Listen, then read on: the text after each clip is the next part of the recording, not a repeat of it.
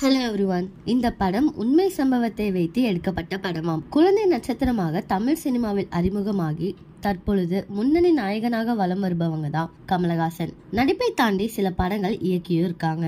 அந்த வரிசையில் 1994ஆம் ஆண்டு இவர் திரைக்கதை எழுதி ஹீரோவாக நடித்த படம் தான் மகாநதி. இந்த படம் வெளிவந்து நல்ல வரவேற்பை பெற்று 2 தேசிய விருதுகளையும் தட்டி சென்றது. ஆனால் மகாநதி படம் ஒரு உண்மை சம்பவத்தை வைத்து எடுக்கப்பட்ட படமாம்.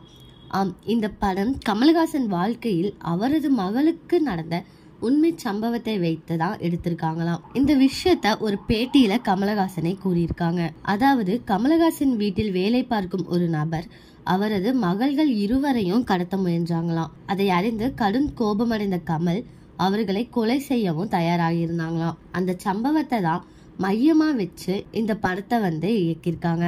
இந்த சம்பவத்தை தான் மையமா வச்சு இந்த படத்தை இயக்கியிருக்காங்க அப்படின்ட்டு ஒரு பேட்டியில கமலஹாசனே ஒப்புக்கொண்டாராம். இந்த மகாநதி படம் உண்மை சம்பவத்தை வச்சுதான் எடுத்திருக்காங்க அப்படின்னு முன்கூட்டியே யாருக்கெல்லாம் தெரியுமோ அவங்கள கமெண்ட் பண்ணுங்க. இதே மாதிரி லேட்டஸ்ட் சினிமா நியூஸ் அப்டேட்க்கு இந்த சேனலை சப்ஸ்கிரைப் பண்ணிக்கோங்க.